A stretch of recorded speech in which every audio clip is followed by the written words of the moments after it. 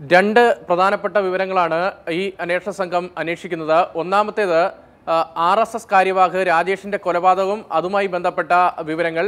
രണ്ടാമത്തേത് ബിജെപി സംസ്ഥാന കമ്മിറ്റി ആസ്ഥാനത്തിന് നേരെ രാത്രിയിലുണ്ടായ ആക്രമണവും അതുമായി ബന്ധപ്പെട്ട വിവരങ്ങളുമാണ് അന്വേഷിക്കുക. ഈ സംബന്ധിച്ച് സംസ്ഥാന ചീഫ് സെക്രട്ടറിക്കും DGPക്കും ആഭ്യന്തര സെക്രട്ടറിക്കും അടക്കം ദേശീയ മനുഷ്യാവകാശ കമ്മീഷൻ ഇന്ന് കത്തയച്ചിട്ടുണ്ട്.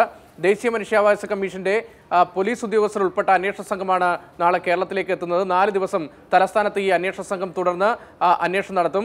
അന്വേഷണവുമായി പൂർണ്ണമായി സഹകരിക്കണമെന്നും ഇതുമായി ബന്ധപ്പെട്ട എല്ലാ കേസുകളുടെയും രേഖകളും മൊഴികളും അടക്കം സംസ്ഥാന സർക്കാർ അന്വേഷണ സംഘത്തിന് നൽകണമെന്നും ദേശീയ മനുഷ്യാവകാശ കമ്മീഷൻ ഔദ്യോഗികമായി സംസ്ഥാന സർക്കാരിനോട് ആവശ്യപ്പെട്ടിട്ടുണ്ട്.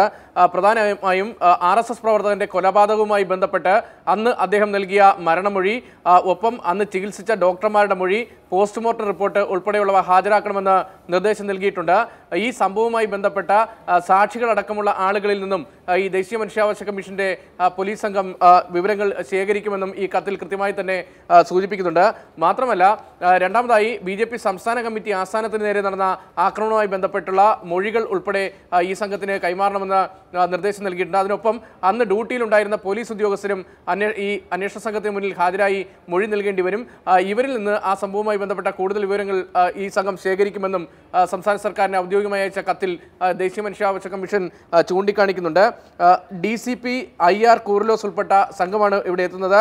രവിസിംഗ്, വിമൽജിത്ത് തുടങ്ങിയ ഉദ്യോഗസ്ഥരും ഈ സംഘത്തിൽ ഉൾപ്പെട്ടിട്ടുണ്ട്. ഇങ്ങനെ 4ഓളം ഉന്നത പോലീസ് ഉദ്യോഗസ്ഥരുടെ സംഘമാണ് കേരളത്തിലേക്ക് BJPക്കെതിരായി നടന്ന അതിക്രമങ്ങളുമായി ബന്ധപ്പെട്ട് അന്വേഷണം നടത്താൻ എത്തുന്നത്. BJP സംസ്ഥാന കമ്മിറ്റി ഓഫീസ് സെക്രട്ടറി നൽകിയ പരാതിയിലാണ് ഇപ്പോൾ അന്വേഷണത്തിനായി പ്രത്യേക സംഘം തിരുവനന്തപുരത്തേക്ക് നാളെ എത്തുന്നത്.